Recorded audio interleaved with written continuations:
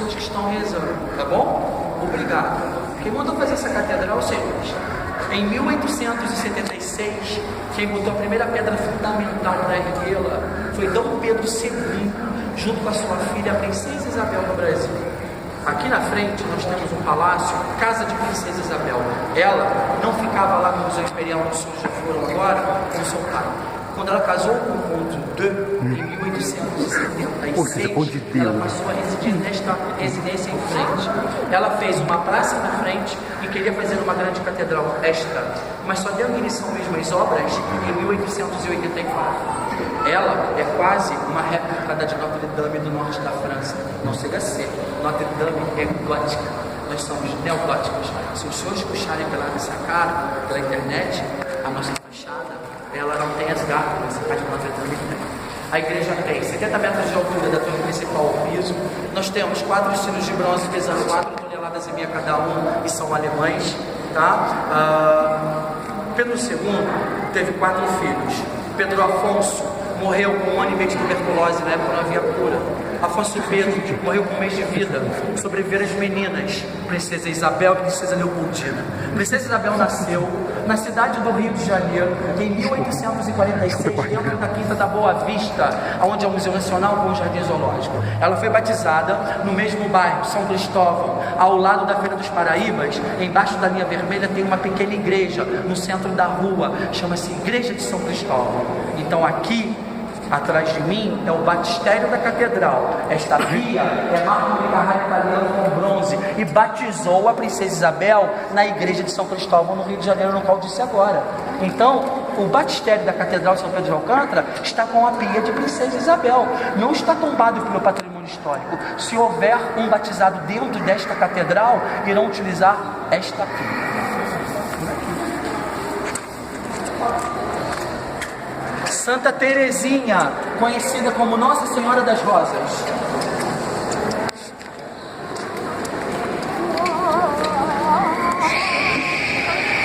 Senhores, porta de entrada, lá na frente, púlpitos, via crucis, confessionário. Essas madeiras não são brasileiras, são russas. O nome é jaberana. Os russos usavam esse tipo de madeira para fabricação de casco de navios da Rússia. Por quê? Não deteriora embaixo d'água, não penetra cupins. É uma madeira de lei, pode viver até mais de 700 anos. Tá bom? Os bancos não. Daqui por diante, temos 32 vitrais. 4 pintados na França, 28 pintados no Brasil. Todos estão escritos em latim. Antigamente tudo era escrito em latim. Primeiro vitral pintado na França, Teresa d'Ávila. Segundo vitral pintado na França, São Francisco de Assis. Vitral pintado na França, mas São Francisco de Assis é italiano. Cidade de Assis, Itália. Tem uma capela dele lá. Senhores, final do século XVI ao século XVII, aqui no Brasil ainda não havia cimento. Para dar a junção igual o cimento, óleo de baleia com areia. Óleo de baleia com areia. Então temos aqui também granito não lapidado.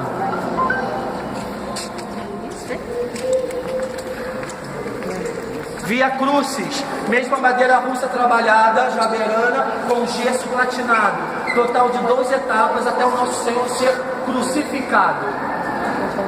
Ou via crucis ou via sacras. São saídas laterais.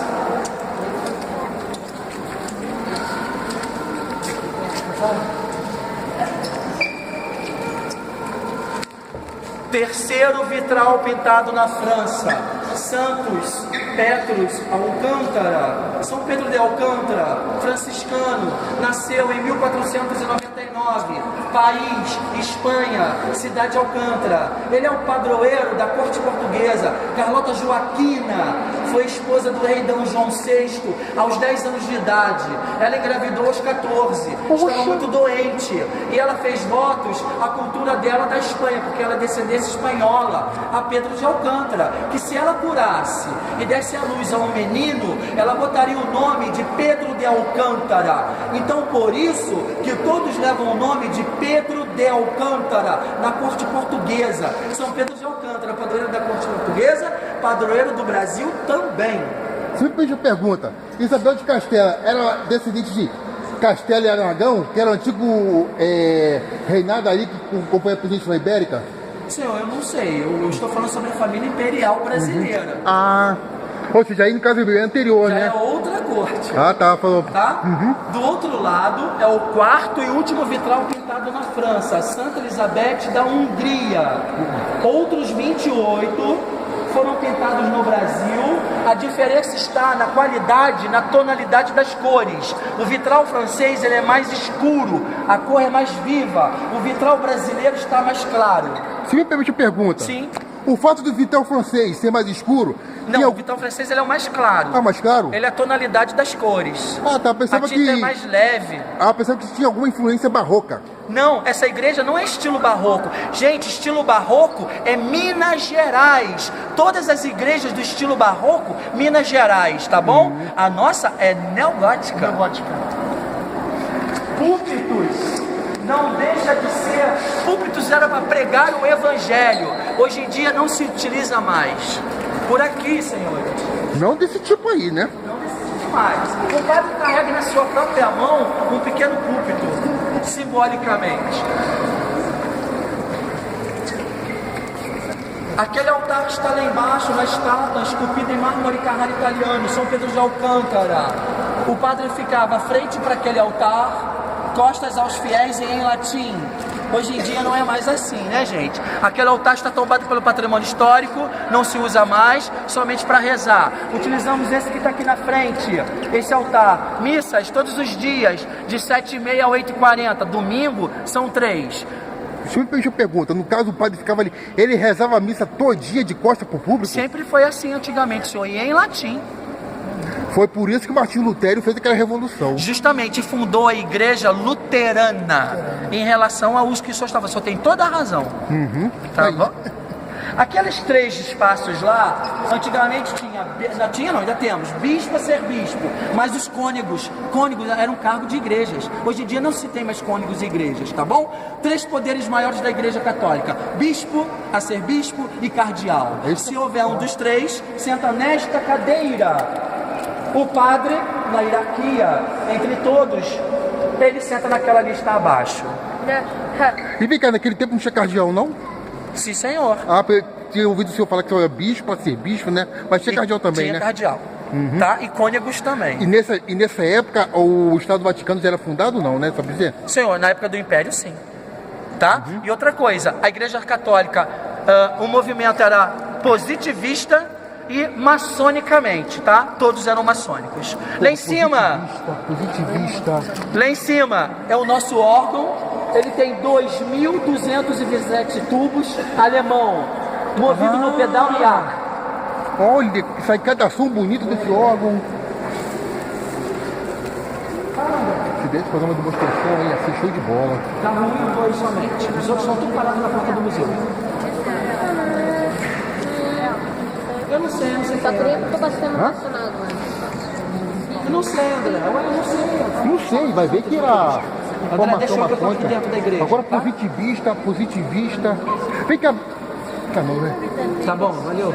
Tchau, tchau, tchau. Vem cá, me diz uma coisa. No caso de ser positivista, se eu não estou enganado, seria uma melhor valorização do homem? Sim, o positivismo, se naquela época haviam vários movimentos, paulistano, positivista. Então seria meio antagônico ao ao teocentrismo, né? Pode ser. Que era mais da Idade Média, né? Justamente. Agora eu vou pedir todos os senhores da Unopar que me acompanhem até o mausoléu da família imperial brasileira.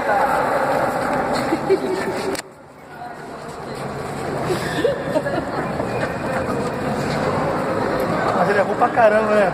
Bom, vou seguir enfileirado com vocês aqui. Poxa. Tem que estudar, tem que estudar, mano. Tem que estudar. Pensando o quê? Tem que estudar.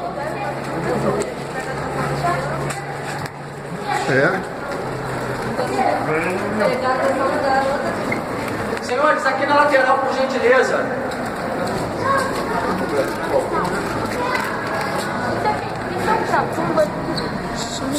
Ele vai explicar, mano. Isso, ele vai explicar o que é. Senhores, Dom Pedro II nasceu em 1825 na cidade do Rio de Janeiro, bairro São Cristóvão, dentro da Quinta da Boa Vista. Era uma pessoa totalmente visionária, nunca poderia ter morrido. Eu estudei, o meu professor de história me ensinou que ele tinha negros escravos, nunca teve. Pedro II tinha negros alforriados por ele, e ele fazia questão de pagar pelos serviços prestados. E assim ele era. Junto com a sua filha, Princesa Isabel, eles eram visionários. Pai Pedro I não, era totalmente ruim. Escravagista. Agora, a República foi um golpe contra ele, sim. Os barões de café no qual acompanhava sua corte fizeram um golpe contra ele. O Marechal Deodoro da Fonseca era amigo pessoal dele, ele era monarquista. Marechal Deodoro da Fonseca, que fundou, escreveu, assinou a República do Brasil, nunca queria ter feito isso. Benjamin Constant, com alguns outros, escreveram a República. No dia 12 de novembro de 1889, Dom Pedro II estava em Petrópolis, na casa de sua filha Princesa Isabel aqui. Ele recebeu a visita do Marechal Deodoro da Fonseca alertando: vai haver um golpe contra você, saia do Brasil, porque se você ficar, pode ser exilado ou morto. Você tem 3 dias. 3 dias depois, no dia 15 de novembro de 1889, na cidade do Rio de Janeiro, foi programada a República pelo próprio Marechal Deodoro da Fonseca. Pedro II resistiu 2 dias mais, dia 17 de novembro de 1889, embarcando na cidade do Rio de Janeiro, sentido Paris. Morreu com 66 anos, em 1891, na França. Mas antes de morrer na França, ele deixou uma carta registrada: se um dia pudesse voltar aos solos do Brasil, nem que seja morto, queria ser enterrado em Petrópolis, a cidade que foi feita a ele, e principalmente dentro da Catedral de São Pedro de Alcântara, junto com sua filha, mandou construir, não viu. Ele foi enterrado em Portugal, morreu na França, mas foi enterrado em Portugal na igreja São Vicente de Fora. Em 1920, Portugal pegou esta carta, mandou para o Brasil. Aqui, o presidente do Brasil quebrou então o decreto que bania Pedro II do Brasil como último imperador. Em 1921, Pedro II, os restos mortais dele e da esposa Teresa Cristina de Bourbon, chegou na cidade do Rio de Janeiro, ficou na Catedral Metropolitana do centro do Rio. Em 1925, aqui esta, no qual os senhores estão pisando, inaugurou, aonde fizemos o traslado do Rio de Janeiro para esta, inaugurando a própria igreja que ele mandou fazer. O pedido foi então atendido. Ele inaugurou a igreja morto aqui. Aqui está Dom Pedro II, esculpido em mármore Carrara italiano, em tamanho natural. Ao lado, a esposa, Teresa Cristina de Bourbon, filha do Duque de Calábria, conhecido como Francisco I das Duas Sicílias de Nápoles. Então ela nasceu no Palácio de Bourbon, Nápoles, Itália, em 1822. Quando ela foi do Brasil embora, programou sua república no dia 17 de novembro de 1889, ela estava doente e debilitada. Como demorava 3 meses de navio em alto mar, Brasil, Europa, ela morreu no percurso, já foi direto para Portugal ser enterrada. Do outro lado, retrata Princesa Isabel enterrada. Por que ela? Ela, e não a irmã, a Princesa Leopoldina, ela era sucessora do trono do seu pai, Pedro II, quando ele viajava à Europa. Ela nasceu em 1846 na cidade do Rio de Janeiro, Quinta da Boa Vista, Museu Nacional hoje. Morreu com 75 anos, em 1921, em Paris, dentro do Palácio de... Já que o marido era o Conde de, 75 anos, morreu lá, mas está enterrado aqui. Do outro lado, Conde de, nascido na França, no Palácio de, em 1842. Mas ele voltou e morreu aqui no Brasil, em 1922, um ano após a esposa. Sabe por causa de quê? A Guerra do Paraguai. Lembra que o Paraguai invadiu o Mato Grosso? Né? Então, seja, a Inglaterra patrocinou armas a Pedro II e fez a cabeça dele. Você pega o Brasil, Argentina, Uruguai, estoura a guerra, porque o Paraguai já está no Mato Grosso. E assim ele fez. O Conde de, junto com o Duque de Caxias, em 1868, mandou matar todos os homens do Paraguai, incluindo a família Solano Lopes. A guerra terminou em 1870, mataram 97% da população masculina, e o mérito foi para Conde de. Paraguai, quando eu guio aqui em Petrópolis, que eu estou aqui há 25 anos falando isso, quando eu falo isso aqui, os paraguaios quase me matam. Tá? A guerra terminou em 1870. Então, aqui os senhores estão na frente do último imperador do Brasil, Pedro II. Petrópolis, fundado a Pedro. Teresópolis foi feita a esposa. Tereza Cristina de Bourbon, cidade de Tereza. É, agora Tirei as fotos, já iremos ao Museu de Cera. Vem cá, Pois não, senhor? uma indagação aqui, não sei se você sabe. Não teve influência inglesa, na cor britânica, inclusive com a até participação do Marechal Deodoro da Fonseca, para que o Brasil abolisse a escravatura? O Brasil foi o último país a libertar os escravos, tá? E, infelizmente, os barões no qual acompanhava a corte de Pedro II, ele queria escravidão. Mas não teve. Teve influência da influência sim. Então, você